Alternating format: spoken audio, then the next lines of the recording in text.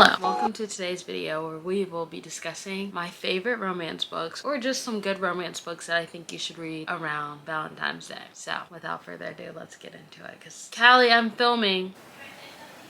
No, what? Goodbye. Yeah. How to get my coffee. Anyways, yeah, so in today's video we're going to be discussing my favorite romances, some of my favorite romantasies. I've really been into fantasy lately. I tried to pick books that like weren't common favorites but also like sticking to my favorites, so some of them are common favorites. So I think we'll start with romance books first, and let's start with number one on my list, favorite movie, favorite book of at least romance book of all time. The Notebook. Okay, I know it's a cliche and I know it's a classic, but I feel like The Notebook book is exactly how The Notebook movie is. Like there are very little differences, which for me is a good thing because I love the movie the way that it is. And I loved it so much that I did, in fact, read the book twice. I have two different copies. They're short. They are a little wordy, but it's not long. Like, it's really not long. So if you want a cute little, it's not even cute and little. If you want something impactful, something that will just, you just feel it, Notebook. Okay, we all know the story by now. There is Allie and there is Noah, and it feels like they're conquering growing up while trying to be together. You know, you have their family situations, you have their work situations, you have other people that come in between them as well. Like, I don't know, I've always loved The Notebook, and I really enjoy the movie and the books, and I could not do a romance book recommendation video and not include it. So that's first and foremost. Next up, I'm gonna probably say that a lot of these are my, like, when I say my number one, just know that I probably have like 10 number ones. Okay, next up, and I'm gonna get roasted for this and I don't care after. Listen, I think about Hardin and Tessa. That is my Roman Empire. I probably think about them at least, if not once every 2 days, definitely at least like 3 or 4 times a week. Like, I think about their story. I think about them. Sometimes I like can get myself confused and I'm like, I wonder what they're doing. Like, I wonder what book Hardin, let me not say that. I just wonder what they're up to, you know? Like, I wonder how things are going. Like, but listen, I feel like After gets a bad rap for many reasons, and we're not going to dive into that. All I want to say is the book and the movies are completely different. Please give the book a chance. Please give the book a chance. If you like drama, if you like romance, if you like heartbreak, if you like heartbreak and a romance, give the book a chance. Now, listen, I know a lot of people are like, oh, it's a Harry style fanfic. And it was. When I first started reading it, it was. But I kind of forgot about it. And I picked it back up when I was in college. And I picked it back up after I watched the movie. And I don't picture Mr. Styles when I read this book. I picture Hero. Give me a second. If you can't tell, he's number one on my roster. Anyways, this book holds a special place in my heart for so many reasons. And I just want everyone to read it. I just want everyone to read it. The whole series. All the books. But it's so good, and there's so many like moments. I need to reread it one day just to see and make, but I know I feel this way because I think about the major plot points that weren't put in the movie and it hurts my heart so bad. The only movie that I can consistently watch is maybe the first two. And then after that, I just, you know, it's so different. But please just give the books a chance if you're thinking about it. If you like romance books that have a lot of drama, that have a lot of moving parts, that have a lot of moving pieces, if you like couples that are kind of messy, and it's okay if they're messy and toxic because they're not real, even though I feel like they are. Please just think about it. Just think about it. Okay, next up, we have Twilight. Is this, oh my gosh, this is technically Romantasy. Okay, scratch that. We'll put this in the Romantasy section. That's so funny. I was trying to do romance first, okay. We'll play this part again when we come back to the Romantasy. Next up, let's do another classic. To all the boys I've ever loved before. Another Roman Empire of mine. I feel like when I get sad, I turn on that movie. I have a Pinterest board dedicated to Laura Jean. I literally save and favorite TikTok aesthetics that say Laura Jean, like Laura Jean is that girl. I read this book when I was in middle school, and I remember when I went to college, the movie came out. I was sitting there watching the movie and I was like, this is so familiar. Like, I know this movie. Why do I know this movie? And I was like, oh my gosh, there's a book. Oh my gosh, I've read the book. And then I reread the book. And I read the book frequently because I just love Lara Jean and Peter's story. Now, listen, this is one of the rare occasions where I think the movie is better than the book.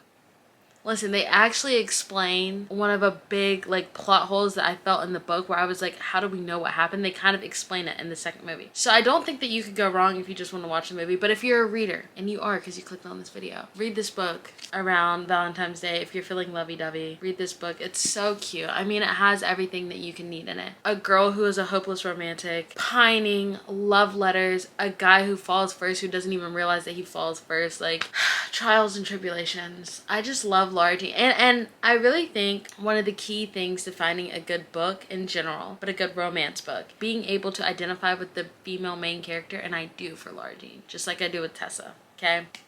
Give it a shot. Give it a shot. Next.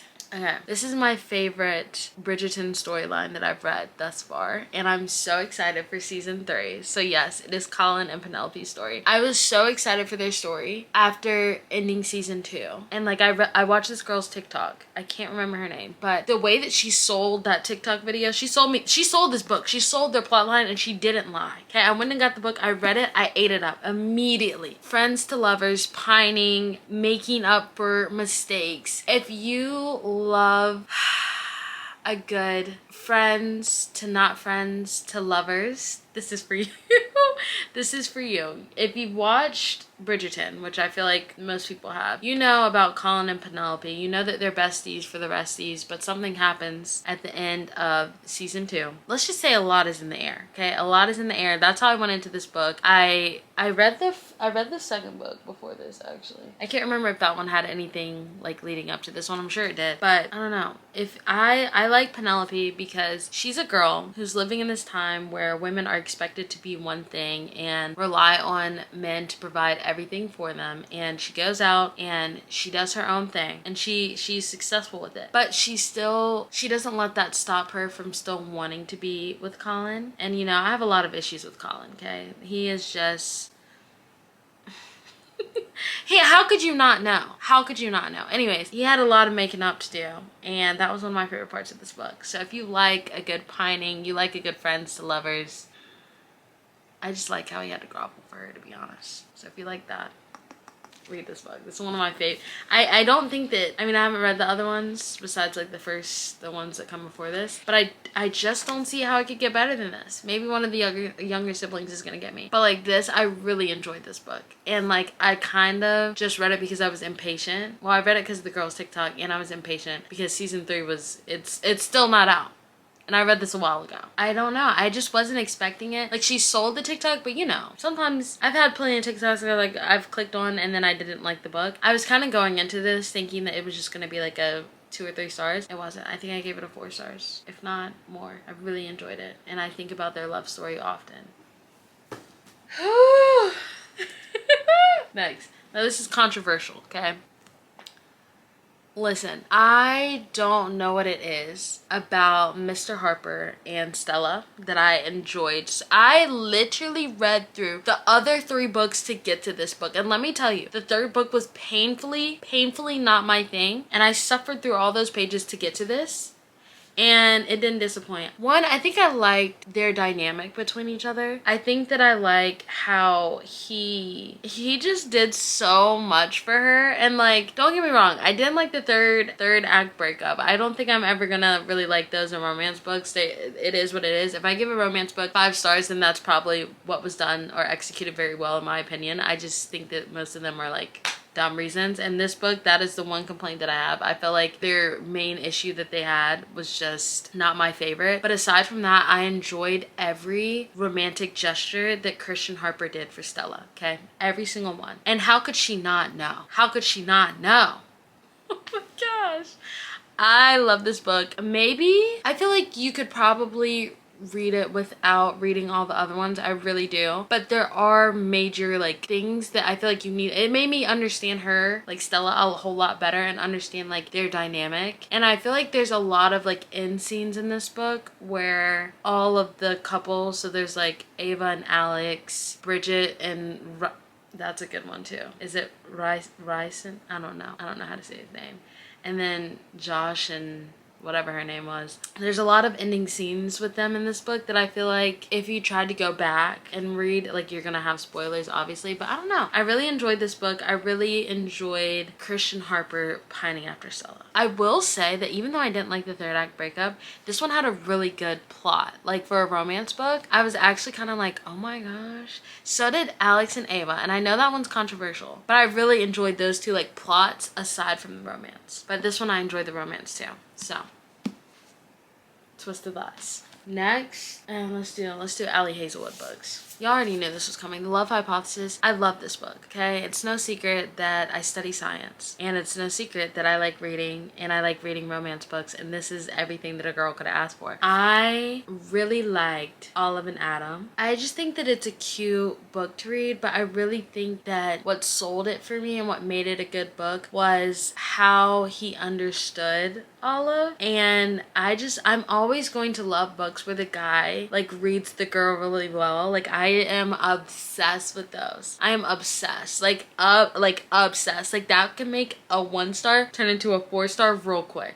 Brief intermission. Hello. Back to what I was saying. I really just enjoyed their dynamic. I enjoyed the way that he stands up for her and like encourages her dreams and goals as a scientist. And this was the first one that I read, so I just like really appreciated the science aspect as well as the romance. Which brings me to my next book, Love Theoretically. This book slaps, okay? The way that he understood I forgot their names, low-key. I remember his name is Jack. Anyways, the way that he understood her, I told y'all I was sucker for that. The way that he was reading her mind, and it wasn't even fantasy where he could actually read her mind. Like, whew, I really enjoyed this book. I'm trying to think. Let me think what the major, I don't know. I think that's really, I really enjoyed about this book. And then the science, obviously. But like, I just enjoyed the way that they interacted with each other. I enjoyed the way that he encouraged her to be more decisive and also stood up for her and knew what she wanted, but made sure that she like said what she wanted.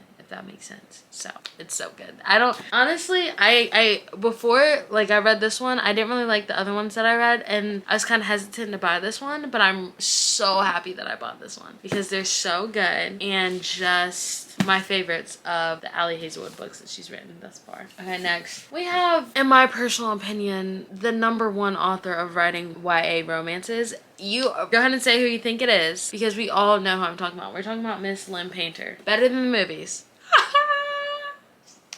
If you already know what song is going off in my head right now. In Between by Gracie Abrams.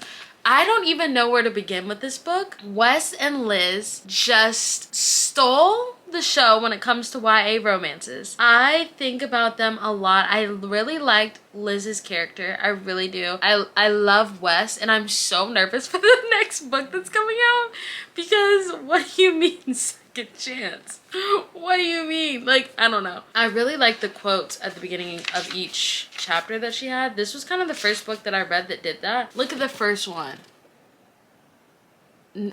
I'll read it. I'm just a girl standing in front of a boy, asking him to love her. Notting Hill. Come on. And it's like that for all, like, it's so good, and I just enjoyed their dynamic. I enjoyed the banter. I enjoyed the way that you could tell that Wes really annoyed Liz. I love the way that Wes got jealous. Like, I love everything about this book. I love the playlist in the back of the book. This was the first book where I actually like went and like listened to the songs on the playlist, and I found one of my favorite songs from this playlist. And you guys are gonna be like, Erica, how did you not know that was a good song? Hold on, let me find it. Forrest Gump, Frank Ocean. I had never really heard of that song before this book, and I know, don't come for me, but I like listened to that song so much after reading this book. I really like this playlist. Paradise, Bozzy, like, come on. I really hope that she does this in the next book.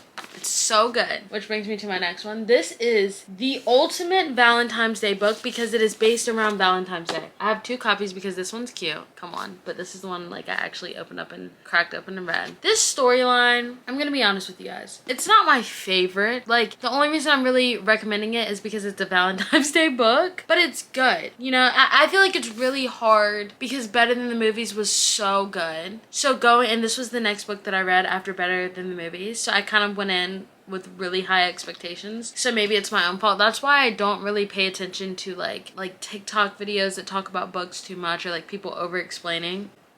you clicking on this video. I try not to over explain, but anyways, because then I get my hopes high, and then I feel like I have a better chance of liking a book if I go in really blind, which is why I try to give recommendations that are really blind and just say how they make me feel or felt and not really talk about the story too much. But basically this is called The Do-Over, and it's a Groundhog Day type of book where the day just keeps repeating itself over and over. Our girl, what's her name? Amelia? I really suck at names. Anyways, the girl in this book, the female main character, she has to figure out why the day keeps repeating over and over itself. I do remember though really liking how Lynn Painter can tie in really serious topics, like extremely serious topics, into a YA book and not make them feel so heavy, but keep the seriousness in them.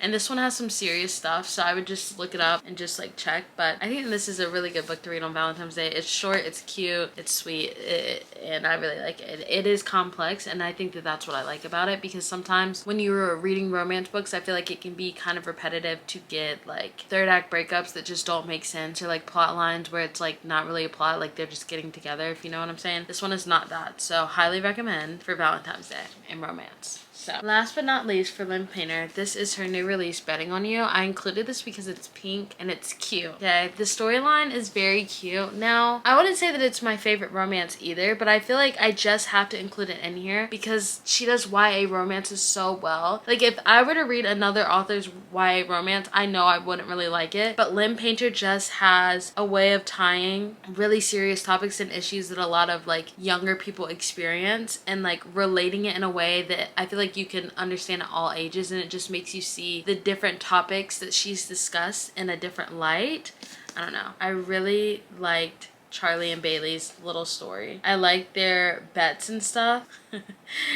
It was just cute, and I think that if you like banter, then you would like it. I also think, and this sounds kind of toxic, but I think that if you like where the trope where the guy's really confused, but you can like, I feel like I really sympathize with Charlie. I really do, because homeboy was confused and he had a lot going on, and you can just tell that he wanted to do the right thing, but like kept messing up. And I don't know, I just really liked that dynamic. And I liked Bailey because you could just tell that she really wanted to be there for Charlie despite everything that was going on in her own life, and you can tell that he wanted to be there for her too. I don't know, I just think it was cute and sweet. So I think that is all for the romance section, and now we move on to Romantasy. Listen, this is my, like, when I discovered Romantasy, it was really hard for me to get back into romance books, which is why there's not that many. But I didn't include, a lot of fantasy books are series, so I tried to include ones that weren't so common, but there's a few ones in here that are really common. So we already talked about Twilight. How could you not think about Edward and Bella during Valentine's Day? How could you not? How could you not think about them? Twilight is one of those books that I feel like would be good during the month of February because one, it's romance. Two, it's still kind of cold out. Sometimes it's rainy. Like you could convince yourself it's winter/fall. It is technically winter, but like you could convince yourself like this is a good book to read. Now, it's very common. A lot of people have seen the movies, and I feel like Twilight did a really good job of sticking to the book plot line in the movie. Like I don't really think there's too many differences. I could be wrong. I read it during quarantine, but I don't know. I really enjoyed reading the books after I had already watched the movies. I think that I just really like Bella as a female main character, and I think that her and Edward's story is just cute. Like they have to overcome a lot. I think I'm going to talk about my favorite series ever first. So you already know, Once Upon a Broken Heart. Really, it's The Ballad of Never After that I encourage everybody to read. Every single person. If you want to know me, read this series. I love The Ballad of Never After. I loved Once Upon a Broken Heart. I loved A Curse for True Love. Okay, I mean, let me find A Curse for True Love. Hold on. I literally have so many copies and they're all mismatched. Maybe one day I'll get the matches, but like I am obsessed with this series. I'm obsessed. Evangeline to me is Valentine's Day. Jax is the epitome of anti-Valentine's Day. How could you not? How could you not? I'm getting too emotional. I'm getting too emotional. I'm getting too emotional. I'm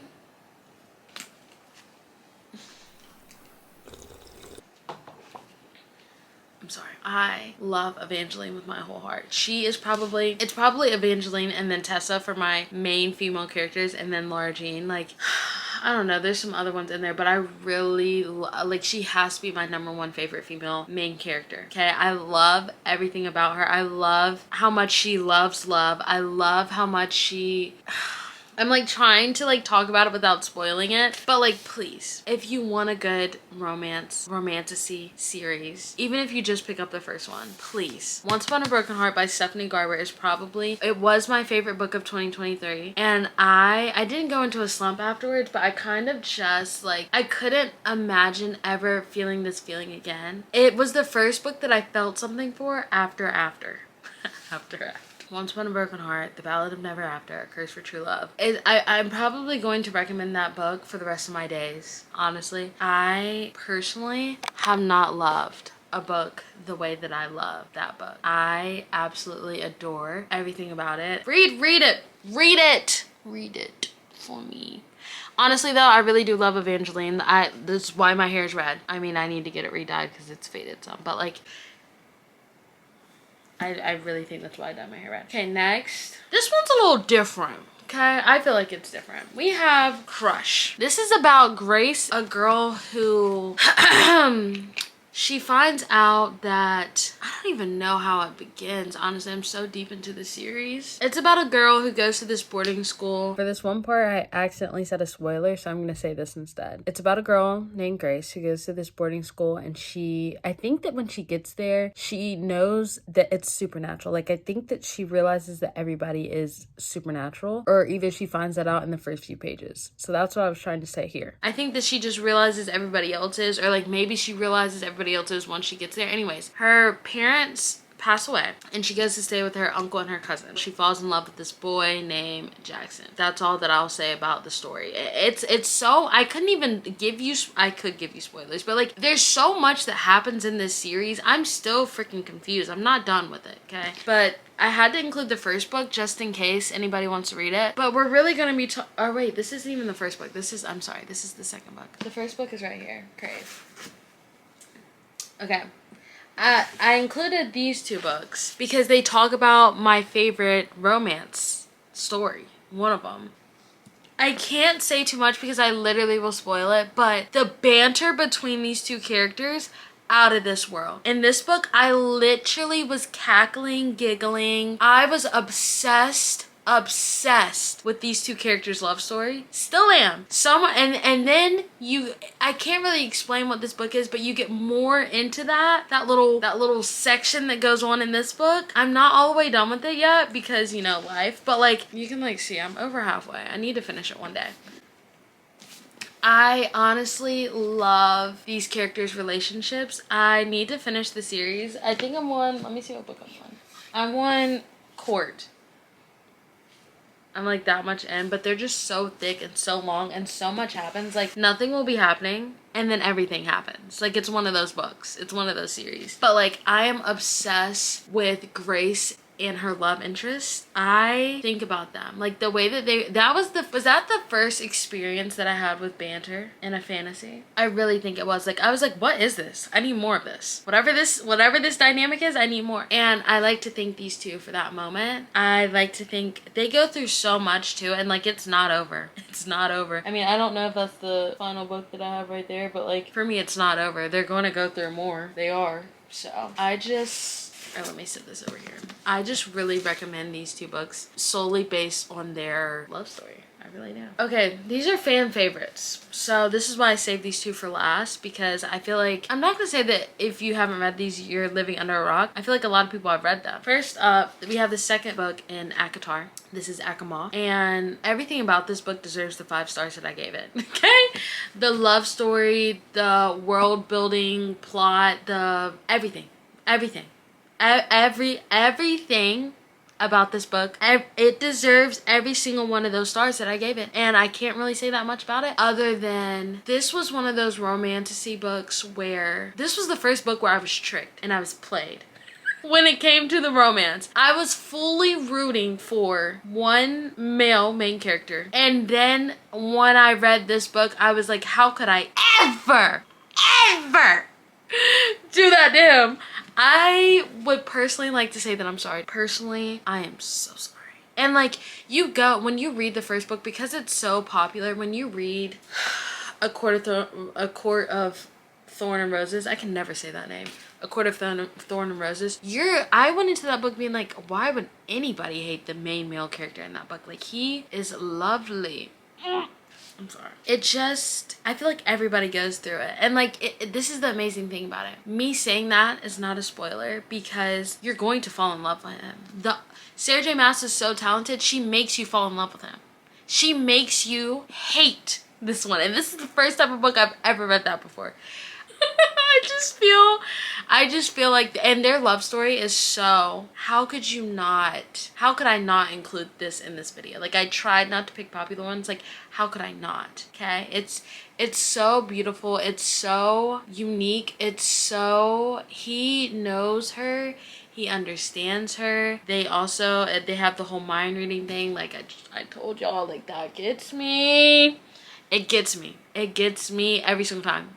I'm going to eat it up in every single book. Like, that is my #1 probably favorite trope. Like, if the main male character and female character can communicate through the mind, if you can read her mind, any of that, I don't even care if it's regular romance. It could be my least favorite genre, which I don't even know what that is. If they do that, I'm probably gonna read it, and I'm probably gonna eat it up. So, if you need another reason to read this book or read this series, read it. I haven't finished the series, okay? I'm stuck on A Court of Wings and Ruin, and I'm tempted to reread the whole thing because it's been over a year since I've read these two. But I do remember a lot. Just, I feel like I should go into it a little bit more fresh. Or maybe I keep putting my books up. Like, I'm not going to show them again at the end. Okay, this is the last book on our list, I believe. Yeah. This is is this the last book that I gave a 5-star? Yeah. It is. Where do I begin? The banter, the way that I relate to the female character, the way that I'm rooting for her, the way that I'm rooting for their love story, the way that it broke me. So many parts of this book just broke. It's so hard because they've been through so much. You have no choice but to, like, I'm just sitting here low-key kind of scared for July, which is when the second book comes out. Wait, is that the novella? Hold on. No, that's Reckless. When does the novella come out? Hold on, guys. Brief intermission, because I have to know. Powerful is what it's called. It comes out, April 30th. That's 2 days after my birthday. Happy birthday to me. Let's go. First I get Taylor Swift's album, now this. Okay. Anyways, this is one of my favorite romance stories and favorite books because of the way that Kai interacts with Peyton. Those are the two main characters. But also the way that I also like this story for Peyton and her best friend's friendship. The things that they go through is just like, I can't say anything. Like, it's too fresh in my brain. Like, I kind of just want to be like, what's gonna happen? But anyways, let me think. Kai understands Peyton in a way that is just beautiful. The things that he does for her up until the last page, the things that he does for her is just, and she's a mess, okay? Homeskill she's a mess. I can't say anything else, okay? Just, if you want a good fantasy, if you want a good romance, if you want a good romantasy, please read Powerless. It's a reason why it's blowing up. There's a reason why I gave it 5 stars and why a lot of people have given it 5 stars, 6 stars. It's so good. Just go into it blind as possible, and I feel like you'll be impressed. Okay, those are all for my romantasies. So let's go back through everything. The Notebook, and we had After. Then we had To All the Boys I've Loved Before, and we had Bridgerton, Twisted Lies, Allie Hazelwood's book, The Love Hypothesis, and Love Theoretically.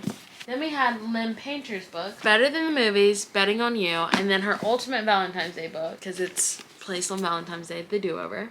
I just love this. Then for the fantasies, we had Twilight. The Ballad of Never After is what I'm recommending, but it's a part of the Once Upon a Broken Heart trilogy. And here's my other covers that I had, just because I just like to show off my babies. Charm and, well, it's Crush. The series is Crave. We have the second book, Crush, and then the fourth book. Actually, is this the fourth book? The fifth book, Charm. I think it's supposed to be like a novella, I'm pretty sure. I have no idea. Either way, it's good. And then we have, from ACOTAR series, Akamoth, and we have Powerless. those are all the books that I want to put in this video for romance books that I'm recommending and romantasy books. Thank you so much for hanging out with me and listening to me talk about books, one of my favorite things to do.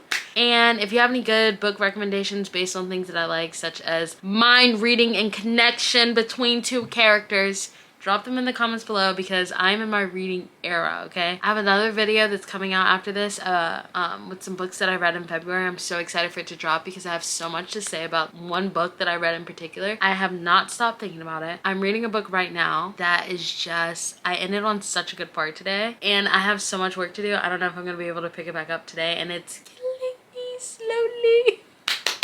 I just love when I get into my reading moods and reading eras. I feel like really just picking up a book releases so much stress for me in a weird, crazy way because I'm not focused on all the things that I have going on in my life. I have a lot of moving parts, and reading just allows me to escape reality for a little bit. So I hope that you will give one of these books that I mentioned a chance or a try. Maybe, you know, you've already read some of these and just want to reread them around Valentine's Day. So yeah, thank you guys so much for watching today's video. Thanks for hanging out with me, and I will see you guys in the next one. Bye!